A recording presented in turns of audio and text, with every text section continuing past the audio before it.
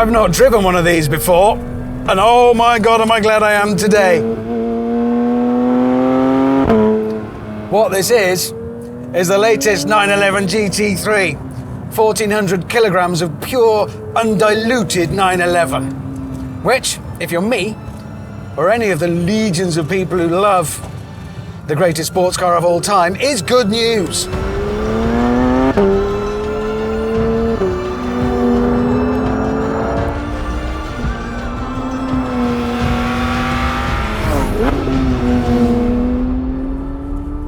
Headlines, 4-litre naturally aspirated flat 6. 0 to 63.4 seconds, 500 horsepower, and it is light. Lightness isn't just about numbers on a piece of paper. It's something you feel. You can feel it in the way it accelerates, yes, also the way it changes direction. The steering is unlike anything else, it's otherworldly, and that's a combination of these sticky Michelin tyres, the extra track at the front, it is wide, and lightness. That gives the tyres authority just based on mechanical grip.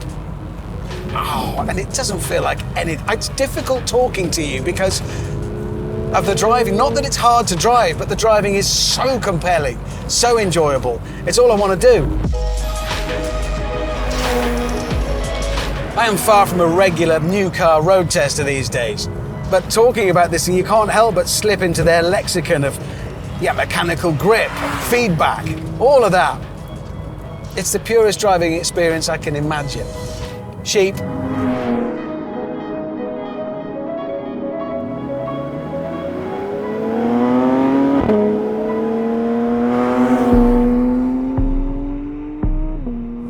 This car didn't pop up overnight. It's been developed over decades. When I say race bred, because this is race bred, that's not a few stickers and a bit of fancy aero you don't need on the road.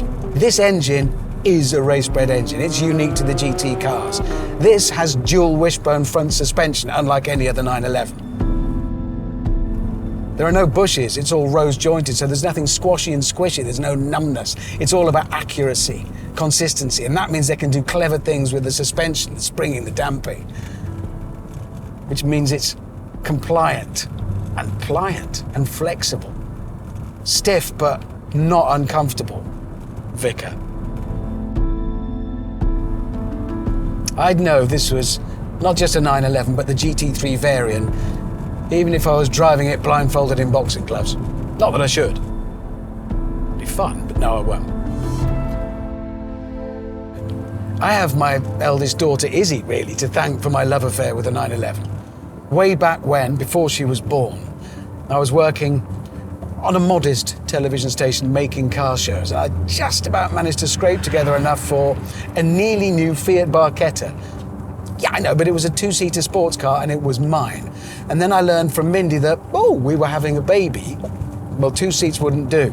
So I did what any sensible chap does in that situation.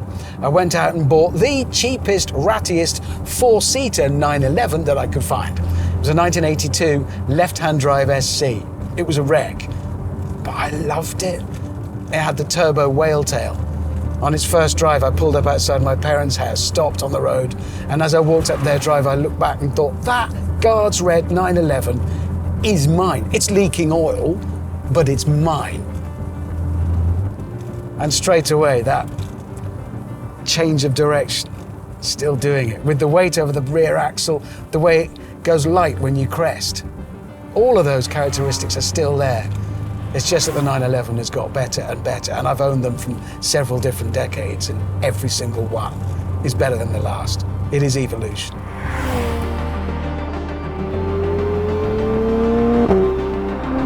I love that people argue and get all impassioned about 911s. Quite stroppy sometimes in conversations, and these are the people who love them. But they matter? The most divisive topic of all with this one will be the PDK, probably.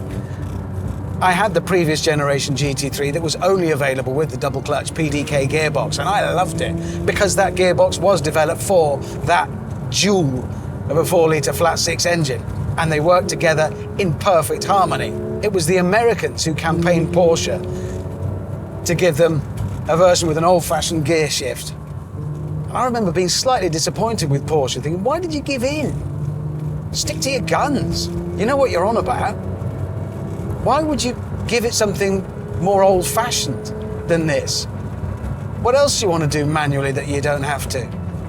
Advance and retard the ignition with a little lever on the steering wheel? Adjust the mixture? No. Let it be what it is, which is brilliant.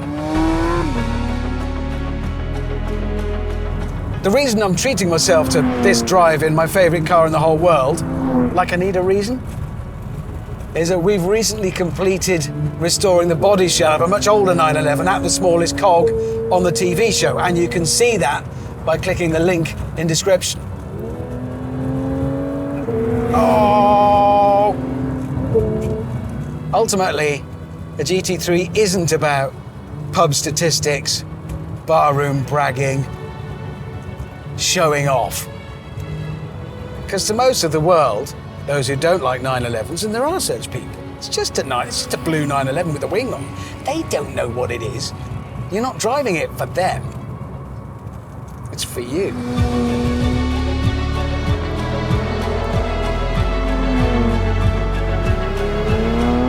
It's no wonder it's so good. I mean, race bred is an overused phrase, but this thing really is. Engine, suspension, the whole attitude of it. It's the real deal. And it is the purest 911 in a huge range of 911s. And it is huge. Elsewhere in that range, you can scratch a very different itch if you're, I don't know, by looking at it, I'm guessing, middle-aged. I've always said, taking the roof off the greatest sports car of all time just so you can enjoy the wind through your thinning middle-aged hair is the greatest car crime you can commit. And, well, look, the roof's gone. What else have we got on this? Oh, yep. No carbon fibre fixed seats here. These are multi-way adjustable to accommodate the aging carcass of the owner. I'm just guessing.